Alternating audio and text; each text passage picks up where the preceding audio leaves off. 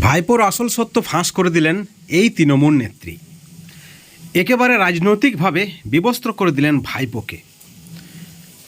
একটি রাজনৈতিক দলের মধ্যে আইন শৃঙ্খলাই হচ্ছে সব কিছু, কিন্তু সেখানে যদি কোনো নেতৃত্ব নিজেকে মালিক ভাবে এবং বাকি এমএলএ, এমপি, কাউন্সিলর, প্রধান সদস্যদের, নির্বাচিত সদস্যদের চাকর ভাবে, তা কিন্তু গণতন্ত্রে কাম্য নয়।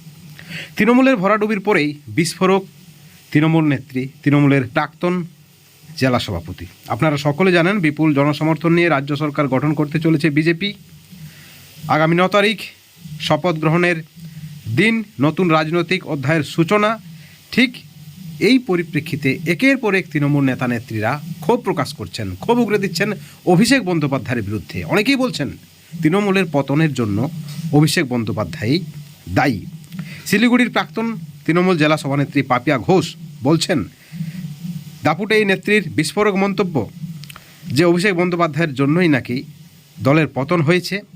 মালিক চাকর সংস্কৃতি নিয়ে অভিষেক বন্দ্যোপাধ্যায়কে তিনি চরম কটাক্ষ করেছেন। পাপিয়া ঘোষ বলেছেন, 2021 থেকে 2026 এই 5 বছর দল আর আগের মতো সিস্টেমে চলেনি।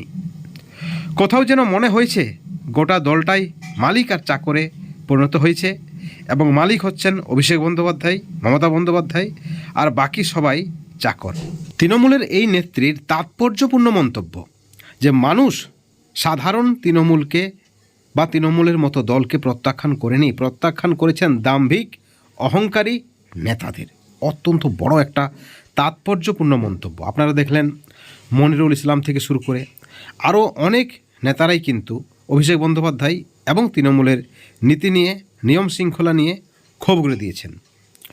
আপনাদেরকে জানিয়ে রাখি, শিলিগুড়িতে জেলা তৃণমূলের সাধারণ সম্পাদক অত্রিদেব শর্মা বলছেন যে তৃণমূল শওকত মোল্লা, জাহাঙ্গীর খান এদের মতো অপরাধীদের বাঁচাতে ব্যস্ত ছিলেন অভিষেক বন্দ্যোপাধ্যায় এদেরকে বাঁচাতে, এবং যার ফলে মানুষ এটাকে ভালোভাবে নেয়নি, এবং সেই সঙ্গে আইপ্যাকের হাতে অসীম ক্ষমতা, এটাও কিন্তু তৃণমূলের নেতানেত্রীরা এবং তৃণমূলের কর্মীরা ভালোভাবে নেয়নি, যার ফলে আজকের রেজাল্ট একেবারে তৃণমূল ফিনিশের পথে বিজেপির সরকার হয়েছে।